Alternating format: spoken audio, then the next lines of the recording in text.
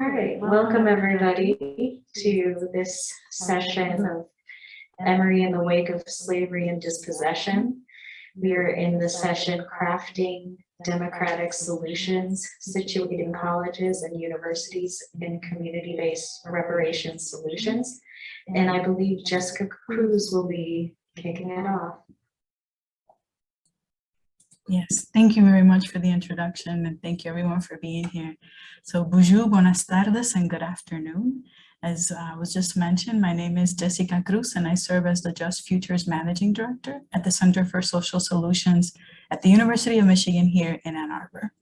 And being here in Ann Arbor, I want to acknowledge that our university, which is named Michigami, the world's largest freshwater system and located in the Huron River watershed, was formed and has grown through connections with the land stewarded by the Niswi, Ishkodewan, Anishinaabe, the three Fires people of the Ojibwe, Odawa, and Potawatomi, along with their neighbors, the Seneca, Delaware, and the Shawnee and Wyandot nations. And since, of course, our gracious host today is Emory University, I also want to note that our host for the symposium acknowledges the Muskogee and Creek people who lived, worked, produced knowledge on, and nurtured the land where Emory's Oxford and Atlanta campuses are now located. In 1821, 15 years before Emory's founding, the Muskogee were forced to relinquish this land. Emory recognizes the sustained oppression, land dispossession, and involuntary removals of the Muskogee and Cherokee peoples from Georgia and the Southeast. Emory seeks to honor the Muskogee Nation and the indigenous caretakers of this land by humbly seeking knowledge of their histories and committing to respectful stewardship of this land. And with that said, though, we also understand that acknowledgements and land acknowledgement statements must also come with action. And we hope that today's examples of our work show our commitment to this. So with that, I'll move on to the next slide. So this is to share a bit of context about our work. In December of 2020, the Center for Social Solutions here at U of M was awarded a $5 million Just Futures grant from the Andrew W. Mellon Foundation for a project called Crafting Democratic Futures, Situating Colleges and Universities in Community-Based Reparations Solutions. Pictured here on this slide, you see Dr. Earl Lewis, and Dr. Lewis serves as the lead principal investigator. We have several partnering teams across the US, and two of them are joining us here today. One is Rutgers University in Newark, and the other one, Concordia College in Moorhead, Minnesota. Each will have about 20 minutes to speak. I'll speak for about 10 minutes, and then we'll have 10 minutes at the end for Q&A. And so on this slide, you notice three logos there on the lower right-hand side. The first, of course, is for Mellon, our funder. The second is the LSA Center for Social Solutions, which is where I work. We're kind of the headquarters of this operations, if you will. And then the last one there is the Council of Independent Colleges, CIC. CIC serves more than 680 independent colleges and universities, and 4 of their members participate with us on their project. So they partner with us here at the Center for Social Solutions to provide support. And so now this next slide is a map. It should pop up on your end in just a second. Now, through our project, we seek to leverage a national network of partnerships between community-based organizations and colleges and universities around the country to then together offer tangible suggestions for local racial reparations solutions. And so if you look at this map, you'll notice that the teams are numbered, and I'm going to go by region. So starting off across the central north region of the country, we see the team that is listed as number 1 there, Concordia, which I mentioned is joining us here today. They'll share a bit about their work in just a moment. Continuing across the Midwest, you see numbers 2, 3, and 4. So that's U of M, us here in Ann Arbor. We have 2 roles. As I mentioned, we're kind of the headquarters of the project. And then at the same time, we have our own project, which will be focused on Flint, Metro Detroit, and then the Ann Arbor, Ypsilanti area where we're located. 3 and 4 are in Pennsylvania, Carnegie Mellon University and WQED Multimedia. WQED Multimedia, I want to know, is creating a public documentary for our project, and it will be distributed through the PBS pipeline once it's finished. So then if we go on to number 5, which is Connecticut College in New London, Connecticut, you see that the teams remaining go along the eastern seaboard there. So as I mentioned, 5 is Connecticut College and 6 is Rutgers University in Newark, which is another team that's here with us today. You'll hear from them after my session here. And number 7 is Wofford College in Spartanburg, South Carolina. Number 8 is Wesleyan College in Macon, Georgia. And then 2 more in Georgia right there in Atlanta, Emory University, of course, and then Spelman College. If you were to read through each team's description, you would notice some themes, emergent themes, I should say, because it's a work in progress. One is education. You'll hear a little bit about that today. Another one is really around dispossession, redlining, displacement, housing segregation, and things of that nature. You'll hear about that today as well. And another one is more about methods. A number of our teams are using oral histories to do their work. And lastly, I should note that I think one thing that really connects the teams is a desire to really acknowledge both truth, historical truths, and to repair harm, to that way in turn promote healing and restoration. So then this next slide here, what do we mean by reparations, right? If you were to look at our center's website, you'd find something called Fresh Perspectives. It's a newsletter we use. And in April earlier this year, one of those shared a definition of reparations. It's right there on the slide. And it basically just says a repairing or being repaired, a restoration to good condition, a making of amends. But of course, in righting the wrongs of slavery, defining reparations can become highly contentious. In 1989, when H.R. 40 was first introduced by Representative John Conyers in Michigan, he was seeking to establish a commission to study and develop reparations proposals. This was right after the federal government issued reparations for Japanese Americans and their descendants in 1987 for those that were forcibly placed in internment camps during World War II. But it wasn't until just this year, in April 2021 of this year, that the bill finally made it out of committee, 30 years later. And so we certainly understand that reparations can be uncomfortable for some, but for our project, we see this as an opportunity. We see it as an opportunity to engage in conversation about what community-based reparations could look like. And in doing so, we do also acknowledge that there are existing models out there that look at what constitutes reparations. For example, Drs. William Darity and Kristen Mellon, they have a framework called ARC, which stands for Acknowledgement, Restitution, and Closure. And in their work, they mention or believe that it's really the federal government that can only do reparations work. We believe that the work of local actors often leads to national movement. And so we're focused at the community level. And our work really looks at these 5 components that are on your screen. And so for us, suggestions for local reparation solutions will 1, be research informed, 2, be grounded in a historical context, 3, and this one's really important, community engaged. And then 4 and 5, I want to note that reparations can be financial and non-financial. And so in being research informed, we want to ultimately have our work prioritize both contemporary and historical data, plus authentic community engagement to identify and address discriminatory policies and practices that have caused material harm. And so in looking at that material harm, we want to identify the historical context in which they occurred. Did they occur during an initial time period of enslavement or chattel slavery? Did they occur during post-emancipation and Jim Crow, during a period of mass incarceration, etc.? So identifying those. As I mentioned, community engaged. Each community is, or each partner is a college or university serving as an anchoring institution. But each university or each college has hired community fellows to lead this work. And we acknowledge the history of community outreach and engagement in institutions of higher education. We know that it can be very problematic and conflicting. It has led to gentrification and other things. And in our project, we seek to be really intentional about being authentic in our community engagement, to establish and sustain genuine partnerships.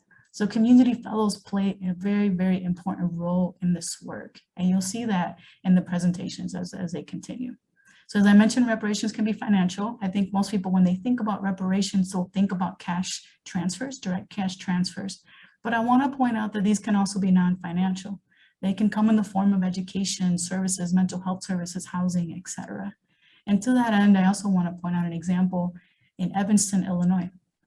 As you may have heard, Evanston, Illinois recently launched a reparations initiative for residents who suffered discrimination in their city due to city ordinances, policies, or practices, specifically between 1919 and 1969. They pledged $10 million over 10 years. And earlier this year, in I think it was February or March of 2021, they distributed $400,000 to eligible households to help with home renovations and mortgages. And so they became the first in the country to pay reparations to its Black residents. Since the war on drugs yielded higher than anticipated incarceration rates, the City Council voted to take 3% of the profits from the sales tax on marijuana sales to underwrite this investment. So in doing so, this turned out to be an initial attempt to address both the harm done by mass incarceration as well as housing inequities in their system. And so this is not a first step, right? Or this is a first step, but it's not a final product, it's a work in progress, and Evanston acknowledges that, as do we. But we see this as a model that is replicable, scalable, and sustainable. And we certainly see our colleges and universities as being able to yield a body of knowledge that can both inform public strategies for repair, restitution, redress, and then ultimately healing and restoration. So with all that in mind, I put these guiding questions up here on the screen for us today for our teams to answer.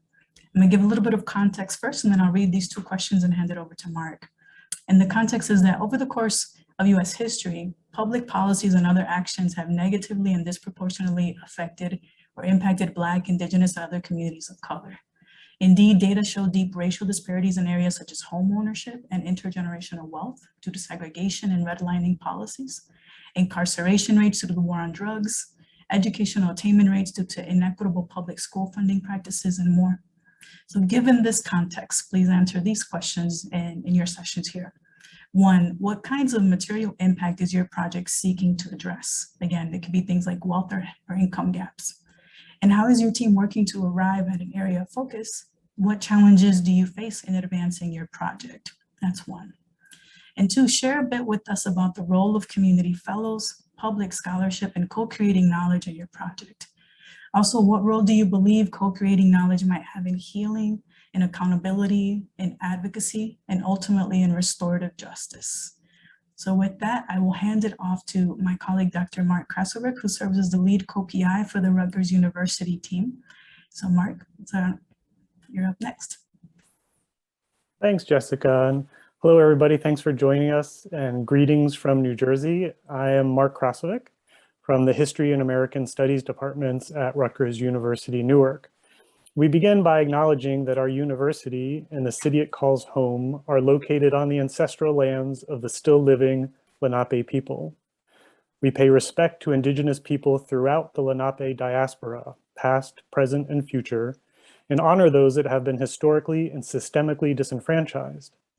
We also acknowledge that these lands have been the site of colonial violence, of occupation, dispossession, and enslavement that has impacted the lives of all to this very day. And so we gather today with speakers from on and off campus to discuss those impacts and those legacies. And we'll begin with two people, the community fellows on our Newark project, who are both learned students and skilled narrators of this history, and who leverage it for the greater good of our city and state. We'll begin with Ryan Haygood of the New Jersey Institute for Social Justice, and then after Ryan, hear from Richard Cammarieri of the Newark Community Development Network. So please, Ryan. Thanks so much, Mark. And again, I just want to lift up a theme that has emerged within our team of what a privilege it is to be a part of this team and this broader effort. So please, if you would advance to the next slide, please. And the next slide, please. So as Mark mentioned, my name is Ryan Haygood. I lead the New Jersey Institute for Social Justice. We're a legal advocacy organization, a statewide organization based here, though, in the city of Newark. And this is an image that we created in-house, which we think really captures the challenge that we all face, whether we're in New Jersey or Michigan or any state in this country. That is that we're all standing on a foundation, and the foundation is cracked. And those cracks were caused by structural racism going back to our founding. And I just want to say a word about how that shows up in the state of New Jersey. Next slide, please. And so here you see an image that one of my colleagues put together that captures sort of by the numbers what racial inequality looks like in New Jersey directed at Black people. And I think that it's an apt analogy when you think about life, that all of us confront challenges here reflected by stairs.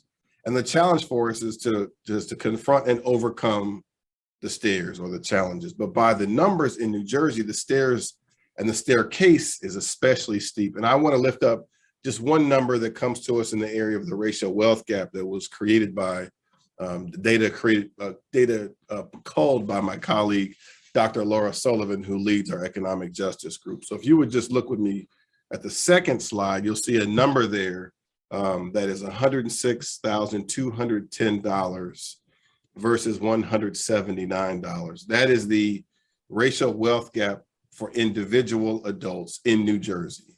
That a white adult in New Jersey has an individual net wealth of $106,210. That's among the highest net wealth of any individual in the country. But if you look to the right, you'll see that it's only 179 United States dollars for Black and brown people. A staggering racial wealth gap that is a lot of things, including shameful, but also designed that way. And I just want to say a quick word about that design. Next slide, please. And so here you'll see is a picture. I love to tell this story because it makes an important point, which you'll see here shortly. It's a picture of my wife and her team. My wife is an educator here in the city of Newark. She's the principal of a school in the South Ward of Newark. This is a picture that captures her and her team about a year ago at the very beginning of the coronavirus pandemic. And she's holding a computer. In this particular photo, they're celebrating that they were gifted from a gentleman named Michael Rowe, who hosts a nationally syndicated show, $25,000 to purchase computers for their students. They had distributed all the computers they had in their building, but they were about 120 computers short. And so Mike Rowe's generosity of $25,000 allowed Charity, here with the A on her shirt, for Avon Avenue School, and her team to buy computers so that each of her students could get a computer. Next slide, please. And this here is a picture of two of her students. Now, if my wife were here, she'd say this picture says a lot, right? Including about the less than ideal way in which kids have learned during this pandemic. She said, but I want you to focus on some other things, including the resilience of these young boys who fashioned for themselves an office at home, who moved their computers to the window sill because they could borrow internet from a neighbor, and they found whatever nutrition was available to eat as they learned online at home. But what she would also say, the big takeaway from this picture is that however heroic, individual acts of heroism, whether Mike Rowe giving $25,000 to Avon Avenue School, or my wife and her colleagues, their acts of heroism to distribute those computers, individual acts of heroism are not replacements. They're not supplements for broken systems. And ours is a system broken at the foundation, and it was broken by the institution of slavery at our founding as a colony. Next slide, please. Just a quick word about that. So I offer this tweet shortly after my wife took that photo of her students that says that the net wealth for Black people in New Jersey is $179, less than the cost of a laptop. The last line in the tweet says, New Jersey designed it that way during slavery. Next slide, please. New Jersey was not commonly known, was referred to as the slave state of the North. Ours is a state where slavery took root very, very deeply. Next slide, please. Indeed, as a colony, New Jersey created a racially exclusive system for distributing property.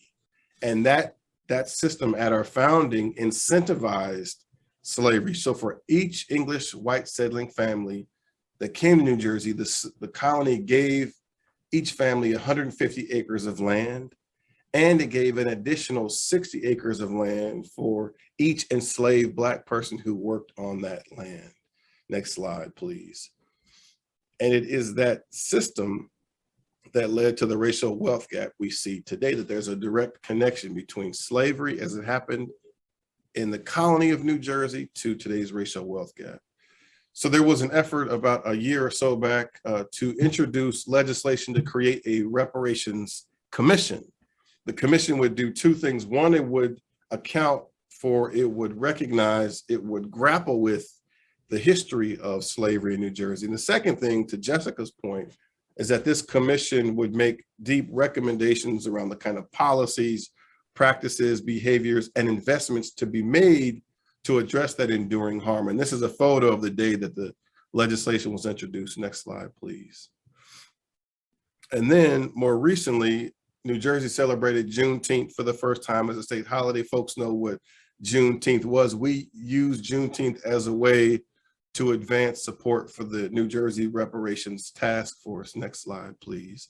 And it was a powerful day on which we launched a campaign called Say the Word. One of the reasons why I'm so excited to be a part of this effort is that we're finally naming the word, right? For a very long time, folks have been unwilling to say the word reparations. And you can't have reconciliation. You can't mend continuing harm if you're not willing to be truthful about who we've been, who we currently are, and ideally who we can ultimately be. So we launched a campaign saying the word reparations. Next slide, please. And it was on that day on Juneteenth that we had tremendous turnout from folks across New Jersey as part of this march and rally to say the word reparations. Next slide, please. Really fortunate to have vast participation, including from our partners at Rutgers-Newark, multi-ethnic faith leaders and partners who had signs like this one saying, reparations is internal and external, that reparations equals repairing a nation. Next slide, please. And then we had a powerful list of speakers when we arrived at City Hall here in Newark. Next slide, please. Including from members of our federal congressional delegation. This is our Congresswoman Bonnie Watson Coleman, our Congressman Donald Payne. Next slide, please. And culminating in words from our Lieutenant Governor, the first Black woman ever to hold that post, who said the conversation has to be about reparations. Next slide, please. And I close with this quote. I've really been inspired by this work and this moment. You all saw, I'm sure, President Biden's inauguration, where the amazing poet laureate Amanda Gorman said, while we have our eyes on the future, right, history has its eyes on us. And I do think we're in this really precious moment when we're compelled both by history and the future to really begin to think about how we repair the harm. Though we didn't create that foundation, how we nevertheless take responsibility for repairing that harm by building a new foundation through reparations. Thank you so much.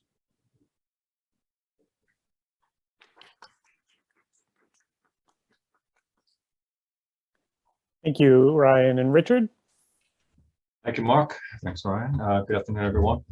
And again, I am honored and humbled to be part of this initiative. I want to thank Chancellor Cantor of Rutgers-Newark for inviting me to be part of this in my role as the chair of the Newark Community Development Network, and to be working with Ryan, who has, it can't be overstated, he has evolved the New Jersey Institute for Social Justice into a entity that has powerfully and consistently addressed racial inequities on a broader policy level in the state. And I think every New Jersey resident, whether they realize or not, should appreciate that. I have no slides, so I will give you a quick overview of where we are so far with our community engagement effort. The Newark Community Development Network is a network of all the major place-based community development corporations and community-based organizations in Newark. It's not a huge universe because Newark's a small town. But these are groups that have deep roots in these various neighborhood areas. Many of them are 30, 50 plus years old. And the network has been around for 30 plus years. So we have focused mainly on policy development, supporting community development, equity development in our neighborhoods for people of color who are, of course, the majority of residents in Newark. So what we're doing so far is we've had introductory sessions with the executive directors and the community organizing staff of all of these groups to explain what the project is, its purpose, its goals, its strategies, and to assess their interest. And so far, everyone's on board. All of them want to participate in this. And so that's a great thing. The second thing we're doing, and we've already had 4 of these, is to organize with the host agencies meetings with what are called civic leaders, what I call, not to sound too Marxian, but the vanguard of people who are interested in the first cut at this discussion. I see some people smiling here. who will talk about what reparations means to them, how it could be applied, what's the application, a wide variety of things related to it, both conceptually and practically. We've had 4 sessions so far. For instance, the NAACP Newark branch, Dean Eatman has been with me on all of these. We are going to have representatives from Ryan Shop, the Institute, also at upcoming ones. But we've had 4 of these so far. All of them have been about 10 to 15 people. And like I said, these are small group discussions where we've gotten into some very interesting dialogue about reparations in terms of, as I said, what it means to people, but especially what we're trying to do and explain to people is that the purpose of this is to elicit from residents what their ideas are as to how reparations would look in their neighborhoods. What sort of initiatives, what sort of changes, funding, programs would they see as being reparative and would affect the material conditions of their lives in their neighborhoods. And so we're getting some very broad-based dialogue and some ideas so far. As I said, we've had 4 of these small group sessions. We've been very clear that we don't want to be prescriptive on this. Whatever the groups and the residents think will work best for them, that's what we're going to do. Daytime meetings, weekend meetings, evening meetings, whatever they think is best, we'll do. And while I know the proposal has indicated this first year we'd have civic leaders dialogue, small groups, and the second year broader community dialogues, you know, we've had some back and forth on that too. Some groups felt they don't want to have large town hall type dialogues. They felt it might be a little too, it might lend itself to more performative than substantive discussions, which I might tend to agree with myself. But so in that case, some of the groups are saying, why don't you train some of our people to be facilitators, and we'll conduct smaller group sessions throughout next year. So if they want to do that, that's what we're going to do. So again, we're being nimble. We're being, we're going to follow the lead of the residents themselves and their representative organizations and what we're doing. That's where we are so far. So that's the role of NCDN in terms of working with our community agencies. And again, I am very thankful to be part of this critically important work here in Newark and New Jersey, the country, obviously. So thanks, Mark. I think I kept it to my 7 minutes. All right. Thank you so much, Richard. And now my close friend and collaborator on this project and much else, the inaugural Dean of the Honors Living Learning Community at Rutgers-Newark, Tim Eatman, will now say a word about community engagement and context for this project at the university. Thank you so much, Mark. I'm honored to come alongside these thought leaders who are working to strategically and in a sophisticated way address the very deep challenge that is before us. And my 90 seconds will really center on this notion of deep or depth. It is really deep that we are having the courage to, as Councilor Haygood said, say the word out loud. That's deep.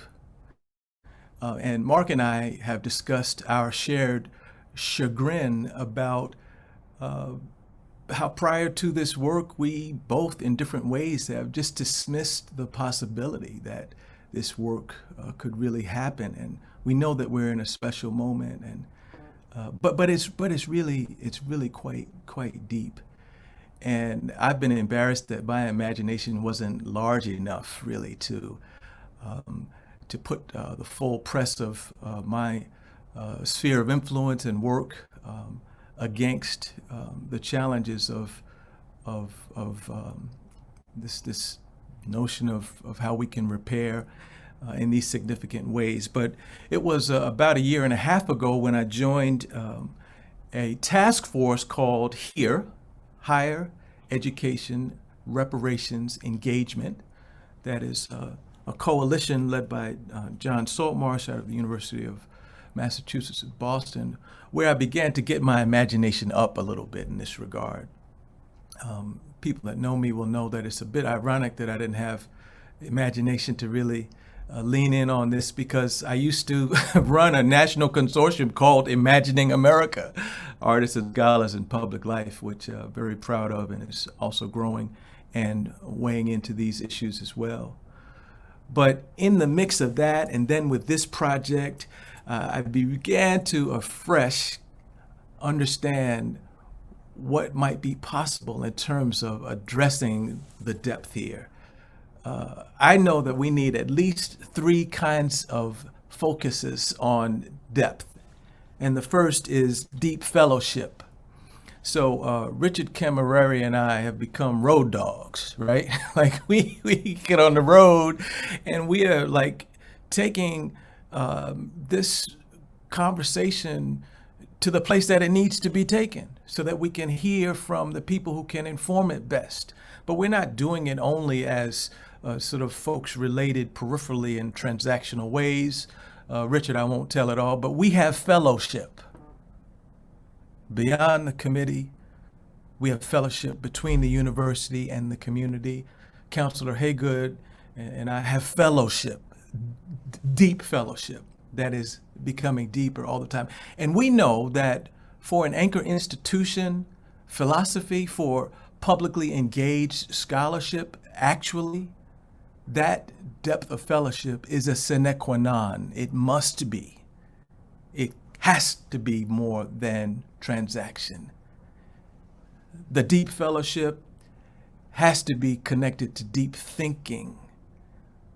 And we are so delighted that we have got an arrangement where our honors living learning community scholars and other Rutgers University Newark students who are from the community mostly are working with us on this work in significant ways so that we can, as Jamie Merisotis talks about in his book, Human Work, advance wider thinking, deep thinking that helps us move toward deep organizing and action. I close by just reminding us that one of the reasons that publicly engaged scholarship is so critical is that universities care mostly about credentials. Communities care about who are you? How long you gonna be here? When are you coming back? How deep is the fellowship? Thanks.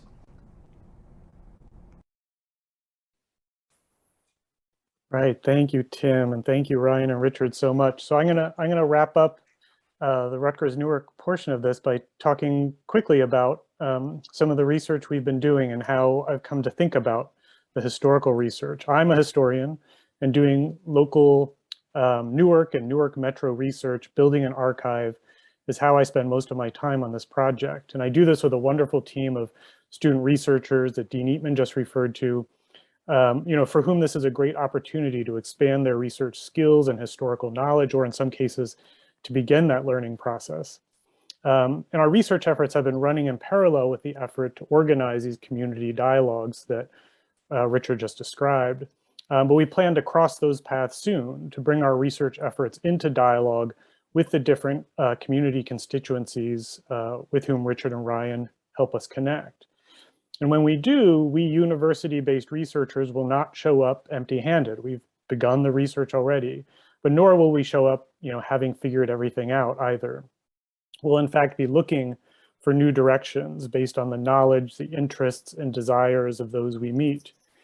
And we expect to encounter great historical literacy. I think few people here in Newark will need to be told, or will be surprised to learn that there was slavery in Newark, or that residential segregation was shaped by government policy and real estate practices. Some people perhaps know this from personal experience or family history, others perhaps from studying history at more of a remove, and they will all have a lot to offer the project.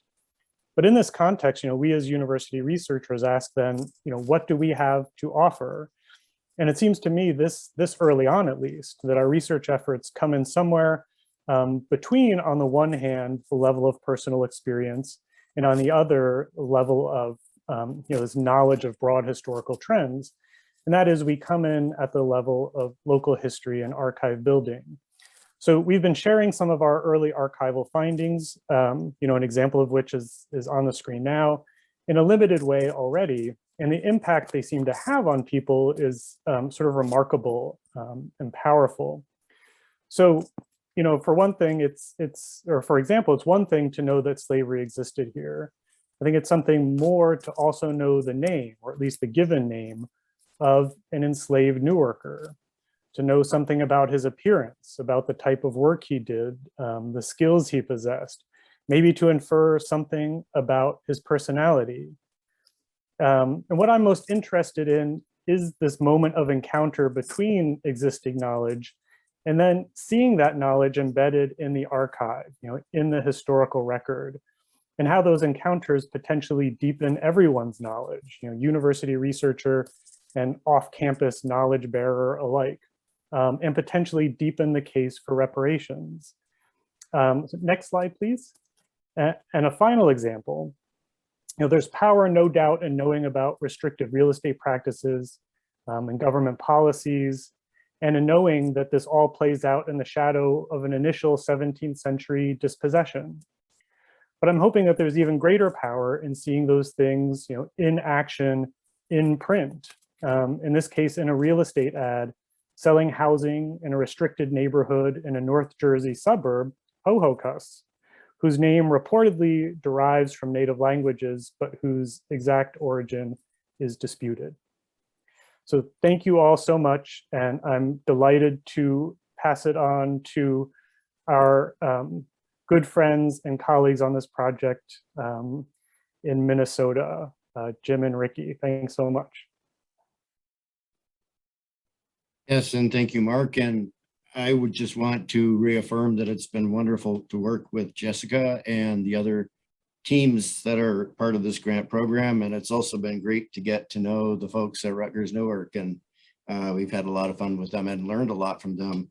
Just now, in fact, I was looking at the image of the ad for the runaway slave, and I am of Dutch American background. So the fact that that slave spoke Dutch, I'm the second wave of immigration, but still that just hit me in a way that I have not had ever been hit before.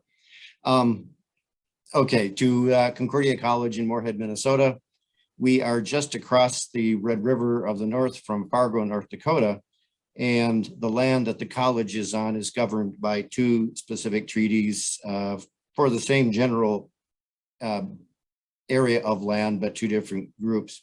The first is the Wahpeton and Sisseton bands of Dakota peoples, and the second treaty was made with the Dewakanton Wapakuta band of Dakota peoples. But as you can see there, this is a map. It's slightly old, so the names there of some of the places are slightly old. Devil's Lake, now called Spirit Lake, is fairly close to us, straight to the south. It's not labeled, but the Sisseton Wahpeton Reservation, which is the same group as the Wahpeton Sisseton folks that the treaty was related to. We also have several Ojibwe reservations to our north and east, and into Wisconsin as well, Standing Rock and Cheyenne River. Cheyenne River is actually bigger than Connecticut. Within a day's drive, we have probably 20 reservations or Canadian First Nation reserves. And so we are also a regional center, with Fargo being a banking and health and business kind of center for the region. And so we have a lot of people who come from the reservations to Fargo Moorhead. And so one of the things that's important to be aware of there is that we're working with two different states, two different cities. And within the cities, within the states, there's different bodies of government, but there's two different towns. Fargo is a different town from West Fargo. And so there is not a single organized kind of community structure in any way, shape, or form, really. Next slide, please. And our project began with collaboration that was existing between myself. I teach a course in Native American literatures. I am an English professor at Concordia. I am not Native American. And I always tell students, I'm reading these texts with you. The majority of the students that are in this course are not Native American, but every once in a while, every 2 or 3 years, I have a student who is Native. And So we have been working with, partly because I think it's important that my students be together in a human way with Native American people in our community. And so I have worked with Melody Stabner, who is the coordinator of the Indian education program in the Fargo Public School District and also the West Fargo Public School District. I will just make a couple of comments quick here about terminology. Native American is a term that is probably used quite a bit here in academic and official circles. The word Indian is a term that is also widely used, and it's in law in some places, and the Indian education program, you can see that that comes from federal funds. But also it's a term that is owned by Native American peoples, especially in the phrase Indian country. And in fact, the major national journalism organization for Native Americans in the United States is Indian Country Today, which has just in the last couple of years gone national online. You will also hear the terms Indigenous, probably a little bit less commonly. And then of course, if you're talking about Canadians, which we occasionally are here, the term First Nations will be there. So Melody Stabner is on the left there, of course, and then on the right is after school event where you have a drum group who is performing, and we have students and family members standing around. That's actually a picture taken in the cafetorium where our children went to school, the same school. So I had worked with Melody Stabner when we were invited to submit a proposal for this grant. I asked her what could help you and your students families, and the conversation went from there. Next slide, please, Jessica.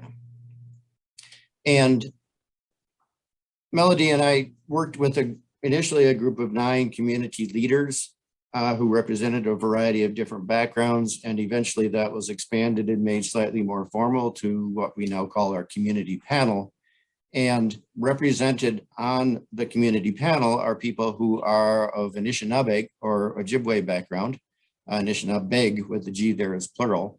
And of those, we have people from Turtle Mountain Band of Chippewa, Turtle Mountain Reservation, Whitefish Bay, Anishinaabe of Ontario, and that would be a First Nation, White Earth Band, Leech Lake Band, and Boyce Fort Band of Ojibwe in Minnesota. We also have people from the Dakota and Lakota and even Nakota backgrounds. They're basically the same word, but with 3 different dialects.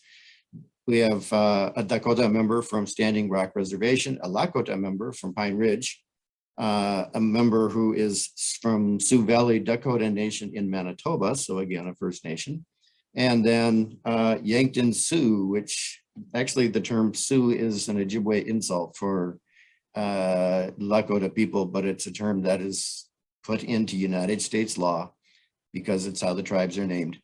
And the Yankton folks are Nakota speakers. We also have in Fargo-Moorhead a number of folks who are either Mandan, Hidatsa, or Arikara, 3 groups that are actually not all that closely related, except that they were always in the same place, and they became the 3 affiliated tribes, partly just out of convenience and as a matter of joining their strengths.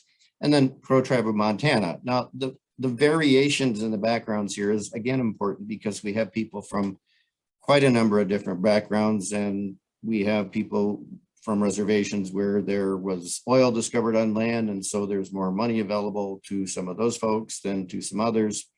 We have people who have lived in the towns of Fargo-Moorhead or nearby, or we have people who have only recently come to town from reservations. We have quite a mix, and so quite a variety of needs. Working with the community panel over a period of about 3 months, we came up with a set of goals, and I'll ask you to move to the next slide then, please. And the goals for this grant work preface to develop a plan for community-based reparations related to generational trauma among Native Americans, trauma that was caused initially by cultural genocide in mandatory attendance boarding schools.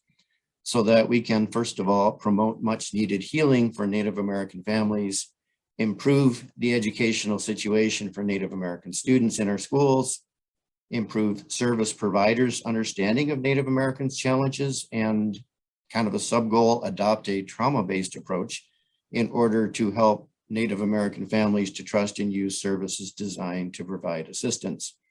And in the group's discussion where we were kind of trying to decide goals, we just kept going round and round over some of the same issues. And finally, we just stepped back and said, what's causing all of these? And it's the fact that the boarding school trauma has been not only the initial trauma of what happened with students in the schools happened, but that trauma has then been continued through the generations because of some of the lingering effects of what happened. And so we are defining reparations here in one sense, very, very basically. We actually need to help people repair families, repair themselves. And that's probably the most important aspect of what we're doing here. Next slide, please, Jessica. And this is just a restatement of the goals, but it's using the imagery associated with a medicine wheel. And our community fellow will talk about that imagery pretty soon. We're using a two-pronged approach, really. One of them is kind of a community organizing method of just talking with organizations like the YWCA, which hosts women who are endangered by spouses or abused by partners. So we're doing the community organizing method, but then we are also working with our community fellow. And next slide, please. Our community fellow is Ricky White, who is Anishinaabe from Whitefish Bay, First Nations in Ontario. That reserve is just to the north of the kind of the bump in the northern border of Minnesota. And Ricky is president of First Nations Consulting, and he in fact specializes in cultural training here in, not just in town, but statewide and even nationwide. He is a former teacher and school administrator working in schools with multicultural populations. And I put there that he is a powwow announcer because that says something about the respect that he has among Native American peoples. Powwows are events that have social connotations, cultural connotations, and religious aspects as well. You don't become a powwow announcer without having respect. And so Ricky White, in a way, is our secret weapon, and he is kind of the vehicle by which we're using our second prong, which is we will be offering cultural training to various organizations to help social workers understand why some of the Native American clients do what they do and have what's going on in their lives. At this point, I will turn it over to my very good friend, Ricky White. Aha, miigwech, tene magananig, niganana kutten de go, pesho, nindo tem, not kumigwaning, in the care Anishinaabe, ninda, miigwechi nem oanogum, kanigagi piwi shamagoan, chigagi gitoan, aha, miigwech. Anytime I begin with that original language that is found right here in the North Dakota, Minnesota area, as well as in Michigan, Wisconsin, and Montana, there's silence. Basically, all I did, folks, was introduce myself to you in that original language, the Anishinaabe language. As we think about the impact of boarding schools, I'm going to throw some numbers at you. One is 4 minutes. I know, Sarah, we have about 4 minutes. But I'm going to still shock you a little bit, rattle you, right, with some numbers. That language that I just spoke, folks, here's a number for you, 100. There are 100 speakers left of that language that I just spoke. We talk about the impacts of boarding schools. That is one of them, an extinction level event to our very existence.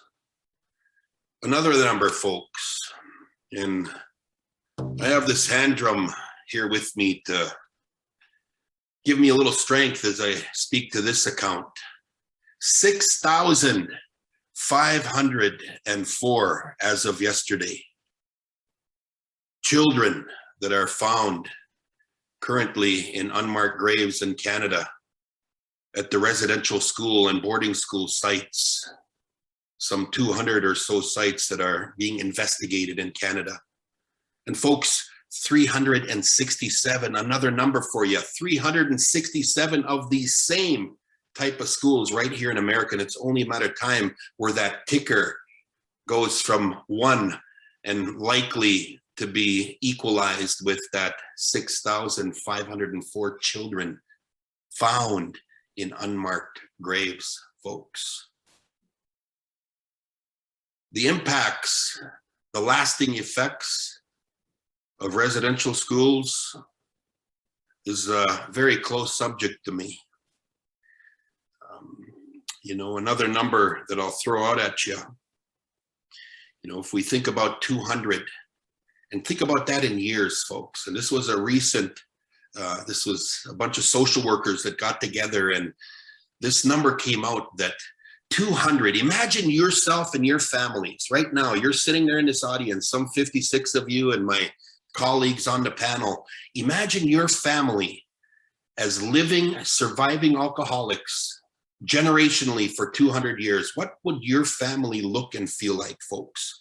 Would you have health disparities? Would you have suicide? Would you have violence? Would you have disparities in education where 40% of Native American students are graduating from schools? Would you have an instance like for me where I found out just a week ago that 2 of my nieces hung themselves, and the following day another niece was found just right prior to committing that same act? Folks, would you have these things happening in your homes and in your families? You would absolutely have them. Because folks, the things that were done to our people within the name and the call of education and these residential and boarding schools, let me quote the original superintendent. And if you have a device, everybody has one of these, type into your Google search here, folks, and type in Carlisle Indian School. It'll find it. Carlisle Indian School, C-A-R-L-I-S-Y-L-E,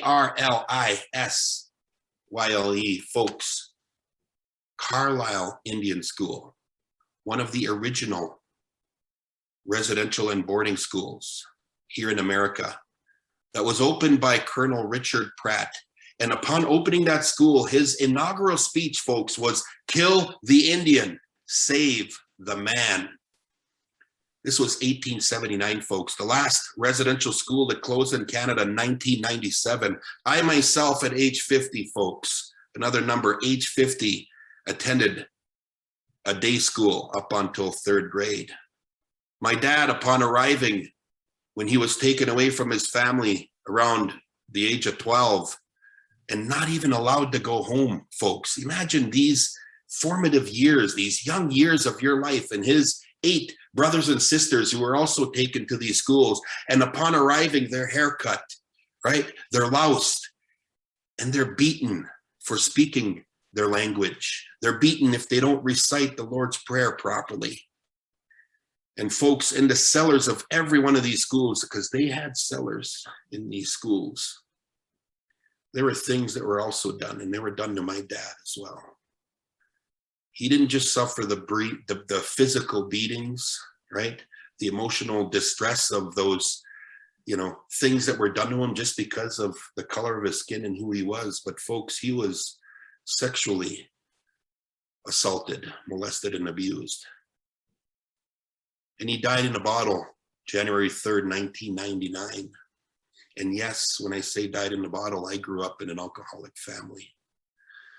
These things that I'm talking to right now are the realities. And I say as a result of that 200 years, folks, if you're a Native woman you're 60% likely to have some form of violence or sexual assault happen to you, 2.5 times more likely, and you will be 2.5 times more likely to be sexually assaulted in your lifetime. I have a 15-year-old daughter, folks.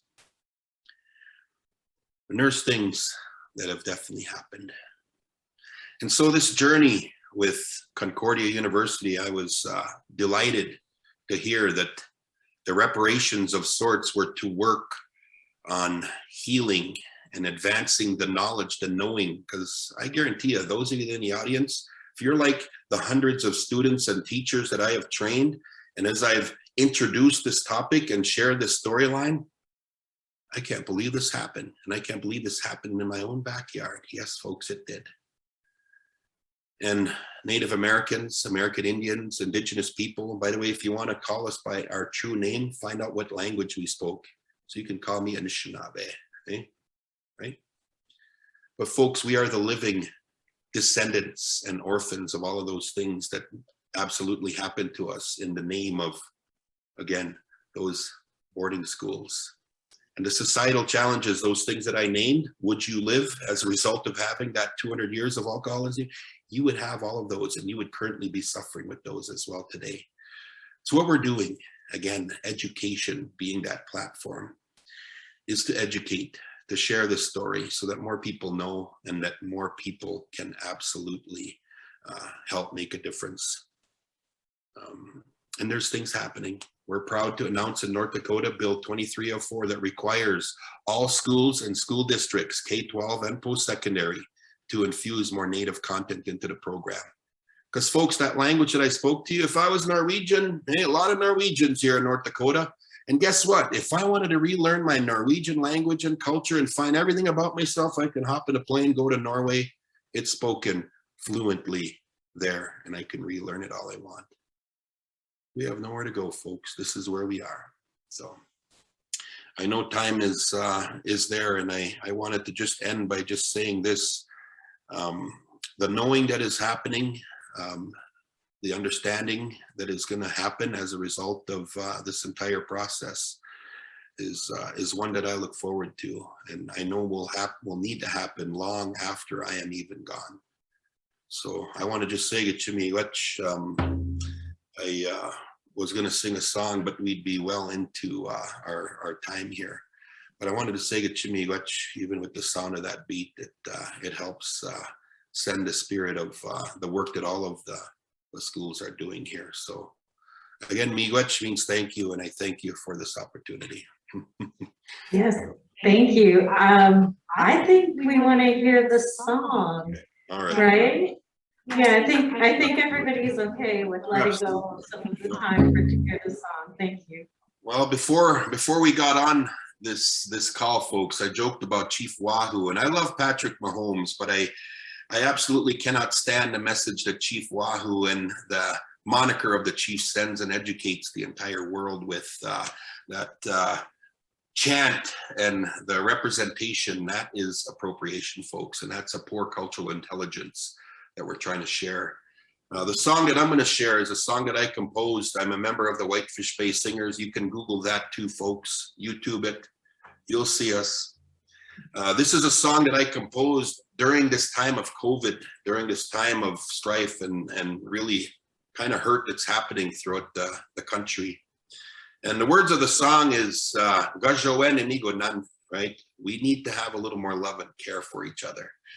The political indifference that's happening, the societal indifference, the way that we've been treating each other is a disease in itself, folks. And I think when we better care and take care of each other, that's really where the true healing. I've had 2 shots in my arm and wear a mask still. But even that, folks, is nothing compared to the healing that we can get for how we end up treating each other when we are able to, right? So that's this song. Here it is.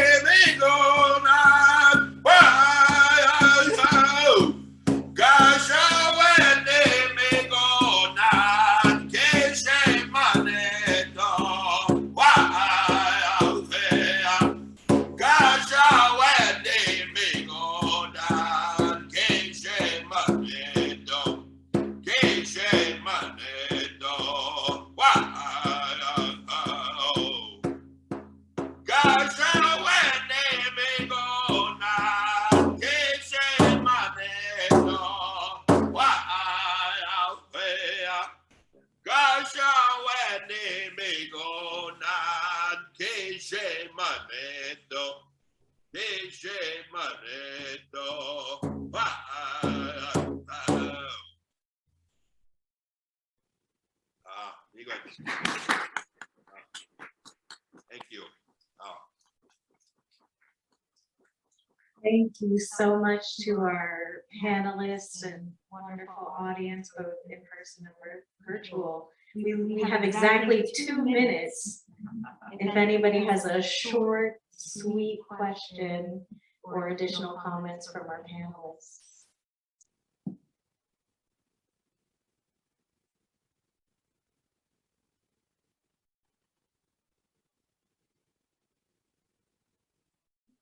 Well, I think this is the good place to stop then. Thank you all so much for sharing your amazing, inspiring work. And Mr. White, thank you for sharing your heritage and culture and beautiful voice with us. Very meaningful. Even from a distance, I really felt that. So thank you. Thanks, everybody.